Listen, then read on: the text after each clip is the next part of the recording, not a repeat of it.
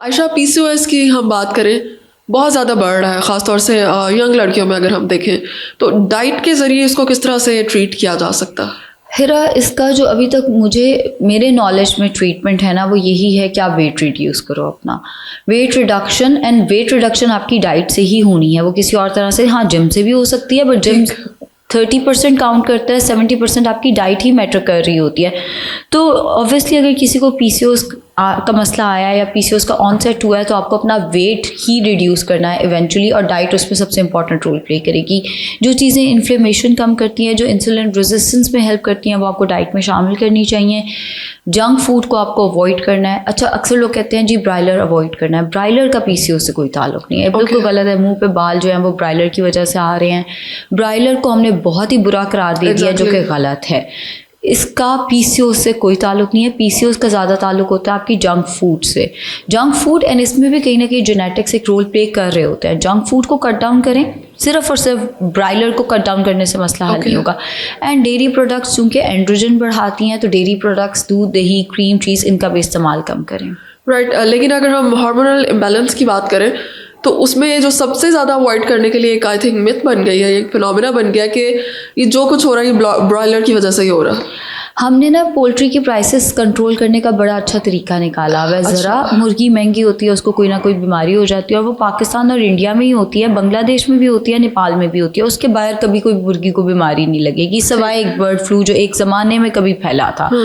अगर आप दुनिया के किसी और हिस्से में चले जाएं, आप अमेरिका चले जाएं, कनाडा चले जाएं, इंग्लैंड चले जाएं, वो हंसेंगे ये बात सुन के, क्योंकि हमारे यहाँ कोई भी चीज़ जब हमने उसकी प्राइसेस को कंट्रोल करना है, हम उसको बुरा करार दे देते हैं, और हमने मुर्गी के साथ भी यही किया है। असल में इसका हकीकत से कोई ताल्लुक नहीं है। मैं आपको एक एग्जांपल दे देती हूँ। देखिए, अगर मुर्गी को हार्मोन्स के इंजेक्शन लगे हैं, आप उसको किस टेम्परेचर पे पका रहे हो? हार्मोन तो इंतहाई सेंसिटिव चीज़ है, वो तो 26-30 डिग्री से ऊपर सर्वाइव ही नहीं कर सकता। जब आपने उसको पकाया तो हार्मोन्स तो सारे ज़ाया हो गए। अगर आप मुर्गी का बायकॉट करके बैठे हैं, तो आप भैंस का भी बायकॉट करें ना, उसको भी तो स्टीरॉइड्स के इंजेक्शन दिए जाते हैं, हार्मोन्स, ताकि वो दूध ज़्यादा दे। वो हम खा लेंगे बिकॉज उसकी प्राइसेस कंट्रोल में है, लेकिन मुर्गी हम नहीं खाएंगे कि मुर्गी को हार्मोन्स के इंजेक्शन लगे। और कई लोग कहते हैं जी ये कुछ दिनों में बड़ी हो जाती है। बाकायदा उसका एक तरीका बनाया गया, और ये पता नहीं कितने सालों की रिसर्चेस के बाद, कितने सालों के एक्सपेरिमेंट्स के बाद एक तरीका डिज़ाइन किया गया है ब्रायलर मुर्गी को बनाने का। ठीक। अब आप अगेन, अगर आपका दिल नहीं मानता और आप उसके साथ अफवाहें एसोसिएट कर दें, तो वो गलत चीज़ है। ब्रायलर मुर्गी का किसी बीमारी से कोई ताल्लुक नहीं होता। ठीक है। अच्छा, पीसीओएस की बात करें तो पीसीओएस के लिए आजकल बहुत सारी टीज़ अवेलेबल हैं। स्पेयरमिंट टी हो गई, जैस्मिन टी, और इस तरह से और बहुत ज़्यादा।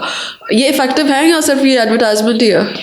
पीसीओएस में ये जो स्पेयरमिंट टी है, ये डेफिनेटली हेल्प करती है। बहुत सारी बच्चियों को हर्सूटिज्म का जब मसला आता है, जिसमें चेहरे पे बाल आ जाते हैं, स्पेयरमिंट टी उसको मैनेज करने में हेल्प कर देती है। जैस्मिन टी भी उसमें हेल्प कर देती है। बट द थिंग इज़, अगर आप वेट रिड्यूस नहीं कर रहे, आप 10 कप पी या पूरा थर्मस बना के भी स्पेयरमिंट टी का पी जाएँ, वो एक हद तक आपको हेल्प करेगी। उसके बाद तो आपको अपने हिस्से का काम करना है ना, और आपके हिस्से का काम यह है कि जिन आदतों की वजह से आज आपको पीसीओएस हुआ है, आपने उन आदतों को बदलना है। अगर आप अपनी मदद नहीं करोगे, तो कहवे भी आपकी मदद नहीं करने वाले हैं।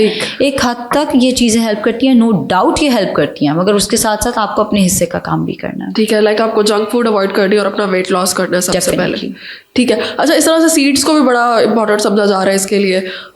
सीड्स लाइक पम्पकिन सीड्स और इस तरह से साइक्लिंग, ये भी इफेक्टिव है? अच्छा, सीड साइक्लिंग जो है ना, वो थोड़ी सी कंट्रोवर्शियल चीज़ हो गई है।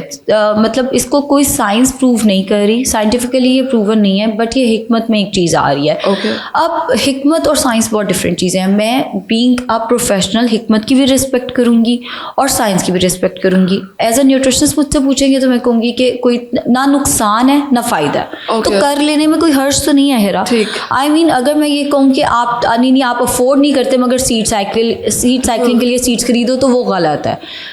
ना ये फ़ायदा आपको दे रही है, ना ये आपको नुकसान दे रही है। अगर आपके पास सीड्स पड़े हैं, ट्राई कर लेने में कोई हर्ज नहीं है। साइंस इस चीज़ को नहीं मानती। ठीक है। वैसे तो ये रिच सोर्स ऑफ न्यूट्रिएंट्स हैं, डेफिनेटली आपके बालों के लिए, आपकी आंखों के लिए, आपकी स्किन के लिए बहुत अच्छे हैं, आपके ब्रेन के लिए बहुत अच्छे हैं।